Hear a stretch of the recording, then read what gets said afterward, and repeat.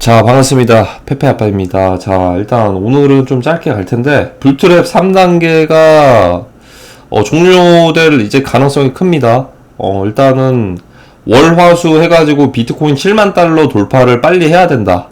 빨리 가야 된다. 왜냐면 매수할 수 있는 기간을 이렇게 빨리 주지 않고, 저점에서 바닥에서 청산시켜서 올린 거면 빨리 갈 수밖에 없다라고 말씀드렸는데, 일단 오늘 새벽에 금리 결정이 났는데, 오히려 금리 결정이 아니고 CPI 지표가 발표가 됐는데 낮게 나왔어요. 금리 인하에는 호재인데 미국 금리 인하가 결코 호재로 이제 반응하지 않을 겁니다. 엔캐리 트레이드 청산과 관련이 있어요. 그 과정에서 이제 미국에서는 금리를 내린다고 할지언정 지금 한 달 정도 남았는데 금리 내릴 것들 대비해가지고 기관들, 세력들이 미리 현금화하는 과정들을 겪을 수도 있어요.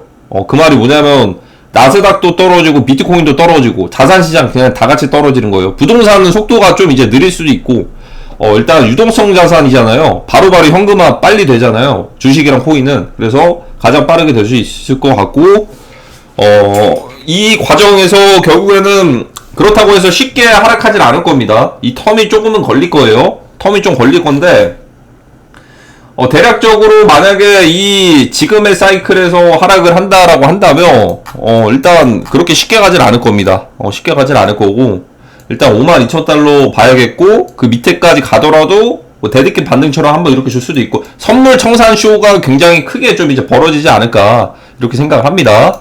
그래서 이 정도 구간대에서 사실 이제 전체 비중을 공격적으로 잡을 필요가 없어요. 제가 늘 말씀드렸던 70% 현금화, 30% 단타식으로 놀기.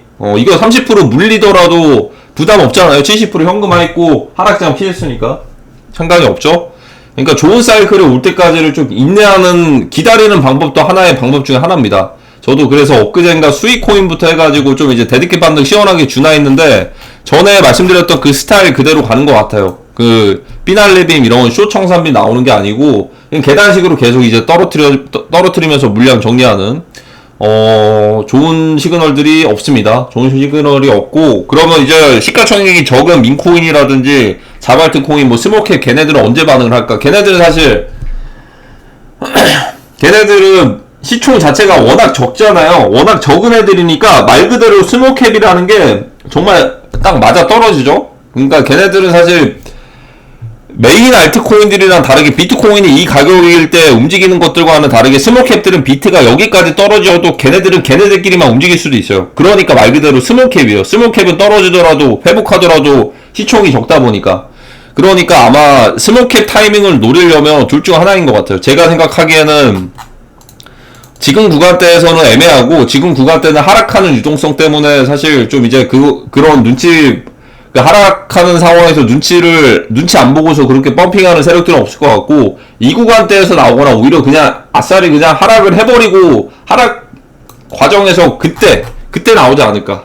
그래서 이제 스몰캡들도 비중들을 좀 이제 잘 조절을 하셔야 됩니다. 모든 비중들을 7대3 비율, 70% 현금화, 30% 단타식으로 대응하실 수 있는 정도에서만 30%에서 비중들 조절하시면서 시장을 대응하셨으면 좋겠고, 지금 어떻게 보면은 저는 좀 애매해요. 64,000까지도 갈 거였으면 어제 갔어야 됐거든요. 어제 이 타이밍에 충분히 올려줄 수도 있었어요. 여기까지. 그래서 이제 단기적인 알트장에 대한 좀 기대감을 좀 만들어줄 수도 있지 않을까. 64,000을 가면. 근데 일단 못 갔습니다. 못 갔고, 오늘 코인베이스 선물 상장되는 시기거든요. 그 시기 맞춰가지고 상장하고서 2차적인 하락이 또 이제 크게 나올 수도 있어요. 근데 하락도 하락인데, 불트랩 3단계의 특징은 뭐냐면, 마지막 3단계인 만큼 3단계 자체가 굉장히 좀 이제 힘들게 갈 겁니다. 뭐 하락을 할지언정, 하락을 하더라도 막 요래요래 막 그냥 엄청 흔들면서 갈 거예요. 흔들면서. 어차피 마지막이니까. 그래서 이제 선물 거래 하시는 분들도 조심하시면서 하셔야 되고, 어쨌든 난이도가 어려울 수밖에 없다는 거, 이거는 사실 좀 제가 개인적으로는 경험이 크게 없으신 분들은 추천을 드리지 않는 구간대이기도 합니다. 그냥 관망하는 것도 좋은 방법 중에 하나다. 자신이 없으시면 좋은 사이클 오겠죠. 좋은 사이클들. 어차피 제가 보고 있는 거 CX장 무너지면 저는 그 다음은 이더리움 덱스장 올 거라고 생각을 하니까 시나리오대로 가고 있죠. 시나리오대로. CX장이 무너지고 이더 덱스 불장 오는지 잘 보시면 됩니다. 더 이상의 이제 채굴 세력들에게 떠먹여주는 그런 장은 없을 겁니다. 채산성이 낮아가지고 채굴장이 항복을 했으니까 그런 것들 이제 의미가 없어요. 그리고 새벽에도 제가 전에 말씀드렸던 것처럼 미국에서 미국 정부에서 파는 물량들 있죠. 미국 정부 판매 물량 이거 1만 개 이동했거든요. 1만 개 이동했는데 이렇게 반응을 했어요. 실크로드라고 이제 예전에 마약 거래소 같은 곳이 있는데 거기 결제 수단이 비트코인인데 이거를 압수를 했어요. 이제 검거를 해가지고 개발자랑 그 다음에 이제 이 과정에서 1만 BTC 있잖아요. 1만 BTC 이것뿐만이 아니고 예를 들어 정부에서 커스터디라고 해서 보관하는 게 있거든요. 지갑 관리해주고 뭐 이자를 받든 뭐를 받든 이자나 정부 압수 물량을 안 받을 수도 있는데 어쨌든 안전하게 보호하려고 이렇게 커스터디로 이동하는 경우도 있는데 그럴 거면 20만 개가 넘게 있는 미국 정부 물량 다 이동을 하지 안전하게 이동을 할 거면 코인베이스 프라임으로 1만 개를 이동을 한 거면 이거 매도하려고 이동한 거라는 생각이 듭니다. 그러면 매도하게 되면 어떻게 된다? 자 여기 비트코인 트럼프 대통령 미 정부 BTC 매각해서 안 되라고 얘기를 하죠. 트럼프 대통령 찾게 되겠죠? 그러면 또 이제 반대로 생각을 해봐야 되는 거예요. 올해 같은 경우에는 미국 대선 되기 전까지 증시가 올라갈 것이다라는 기대감을 가지고 계신 분들이 있어요. 이게 어디서부터 경험을 하신지 모르겠어요. 그렇게 역사적으로 그랬던 적이 그렇게 엄청 많지는 않은데 해봤자 2020년? 아니면 2016년? 그 전에? 근데 그거는 그때랑 지금 상황이 다른 게 그때는 그냥 무조건 올라가던 시기였어요. 그러니까 그거를 지금이랑 대입하는 사람들이 은근히 많아요. 그러니까 그때 상황이랑 지금 상황이 뭐가 다르냐면 그때는 결국에는 그냥 무조건 오르던 시기였다고요. 그러니까 자 2012년부터 16년 이 대선 기간이죠. 그냥 어쨌든 그냥 황금 사이클로 무조건 리먼 이후에 무조건 올라가던 시기였어요. 무조건 올라가던 시기였으니까 대선 전에는 무조건 오르겠구나라는 걸 지금도 그 학습이 돼가지고 그걸 예상을 하시는 것 같은데 올해는 다릅니다. 대선 되기 전까지 올라갈 거라는 그런 생각들을 하면 안 돼. 이미 다 선반영이 됐을 수도 있어요. 이미 어차피 올랐던 건데 거기다가 대선 시기가 겹쳐가지고 주가가 올랐던 거지 그냥 올랐던 시기였어요. 그러니까 지금은 다르다고요. 지금은 오히려 그러면 또 반대로 트럼프 대통령 쪽에 붙은 월가의 세력들도 있을 거 아니에요. 20년도에는 바이든 쪽으로 붙었어요. 근데 이제 반대로 그럼 트럼프 대통령으로 붙었으면 트럼프 대통령 당선이 되기 위해서는 뭐가 돼야 되죠? 지금 자산시장 폭락하면 민주당에서 집권하고 있는 그런 미국 대통령들이 민심이 안 좋아지겠죠? 간단하죠. 자산시장 폭락하면 그리고 트럼프 대통령 찾을 거 아니에요. 트럼프 대통령이 됐을 때는 자산시장이 회복들을 했으니까. 근데 그것도 모르겠어요. 내년에 만약에 당선이 된다고 해서 자산시장이 회복할지까지는 모르겠어요. 그것까지 모르겠는데 크립토만큼은 친화적인 정책들을 하는 거는 확실히 좀 이제 해줄 것 같아요. 제가 볼 때는. 워낙 또 이제 미국 그 트럼프 대통령이 전에 좀 번복을 했던 적이 많았기 때문에 강달러가 그 비트코인이 달러를 위협할 것이다라고 했다가 이제는 위협하지 않을 것이다라고 얘기를 했단 말이죠. 몇 년 만에. 그래서 이게 결국에는 언제든지 또 바뀔 수도 있긴 한데 코인 쪽에서는 사실 좀 친화적으로 해줄 것 같기는 해요. 대신에 그게 이제 불장이랑은 상관은 없을 텐데 민코인이랑은 관련은 있을 겁니다.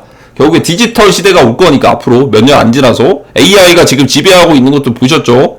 그 일반적인 그냥 그 서빙하는 로봇들 그 정도 수준이 아니잖아요. 요즘에 모든 그 프로그래밍부터 다 짜준다고 하잖아요. 그쵸? AI가 그 챗 GPT부터 시작을 해서 정말 치명적이에요. 이거는 엄청 놀랍게 받아들이셔야 되는 거예요. 이건 말도 안 되는 상황이란 말이에요. 지금이. 그러니까 얼마 안 남았다는 거예요. 디지털 시대가. 그런데 전이 문제겠죠. 그 전이. 그래서 이제 제가 베팅하는 건 그겁니다. 올해 대선 되기 전에 폭락한다. 무조건 지금까지 미국 대선 전에 뭐 돈을 풀어가지고 주가가 올랐던 거는 그거는 대선 때문이 아니고 그냥 올랐던 시기였어요. 그러니까 이 학습이 된 거죠. 지금도 2024년 미국 대선 되기 전까지 시장이 계속 올라갈 것이다라는 것들에 대해서 희망을 가지는데 저는 오히려 폭락하는 쪽으로 봅니다. 폭락하면 트럼프 대통령은 찾을 거고 트럼프 대통령이 당선되기 전까지가 과정들이 힘들 거예요. 지금 총격까지 맞으면서. 그쵸? 그리고 이제 컨퍼런스에서 비트코인 최고다라고 얘기를 했는데 폭락했죠. 공격받고 있잖아요. 공격받고 있는데 과정 자체가 그렇게 쉽지만은 않을 텐데 결국에는 트럼프 대통령이 되는 쪽으로 할 것이다 라고 봅니다. 저는. 그래서 불트랩 3단계 가능성, 이제 3단계가 좀 종료가 되면서 흐물흐물 이제 3단계가 종료가 되는 그런 이제 분위기로 가지 않을까라고 생각합니다. 비트코인이 7만 달러를 돌파하지 않는 이상 올해는 공격적으로 시장을 대응하시면 안 될 겁니다. 좋은 기회는 올 거예요. 전체 운용 자산의 70%를 무조건 USDT, USDC로 현금화하시는 거 추천드립니다. 현금화하는 거를 뭐라고 하는 사람들이 있겠어요? 불장이 안 오는데, 알트장이 안 오는데 풀매수하라고 하는 것보다 훨씬 나은 것 같은데? 결국 안 오면 어떻게 하죠? 그쵸? 30%는 단타식으로 대응할 수 있을 정도만. 그래야지 리스크가, 무리가 없습니다. 무리가. 어쨌든 제가 보고 있는 방향대로는 일단 CX가 붕괴되고 좋은 사이클도 올 거라고 보고 있고 FTX 보상 시점이랑도 관련이 있을 거고 일단은 유동성에 대한 시그널은 없다라는 거. 그래서 이제 이제 스몰캡이나 이런 것들 있죠. 걔네들도 비트코인 52,000달러 깨지면은 좀 털어내야 될 수도 있어요. 30% 비중들 들어가진 것들도. 왜 그러냐면 스몰캡은 말 그대로 스몰캡이거든요. 근데 이제 하락을 피할 수는 없어요. 선물이 상장되어 있으면. 예를 들어 OKX, 바이비트, 게이트 이런 선물이 상장되어 있으면 이런 거래소에 비트코인 하락할 때 하락을 피할 수는 없어요. 근데 스몰캡은 스몰캡 나름대로의 시즌들이 올 겁니다. 적절한 구간에 올 것 같은데 그 적절한 구간이 비트가 결국에 저는 불트랩 3단계는 그렇게 쉽게 안 갈 거라고 생각을 하거든요. 불트랩 3단계는 좀 변동이 좀 심할 거예요. 제가 볼 땐 그래요. 불트랩 3단계는 좀 심할 텐데 예를 들어서 52,000달러로 간다라고 해볼게요. 52,000달러. 그러면 요를 이렇게 다시 올랐다가 떨어졌다가 갑자기 이제 한 번에 올랐다가 떨어졌다가 한 번에 조금 올랐다가 떨어졌다가 결국 이렇게 가다가 결국에 이렇게 꼬라박을 거라고 생각을 합니다. 불트랩 3단계 종료죠. 사실상 종료인데 이게 그렇다고 해서 고 레버리지 써가지고 선물하는 그런 장도 아닙니다. 다 죽일 거예요. 이 구간은 다 죽여요. 그래서 아마 미들캡, 스몰캡들이 반응들을 하려면 만약에 이런 식으로 나오면 여기가 이런 게 딱 좋겠죠? 이렇게 딱 좋을 것 같기도 한데 일단 모르겠어요. 그래서 큰 비중은 절대로 넣지 마세요. 큰 비중은 30% 정도만. 그래야지 좋은 구간으로 올 때 또 이제 대응들 할 수가 있으니까. 자, 그럼 오늘 영상은 여기까지 하도록 하겠습니다. 감사합니다.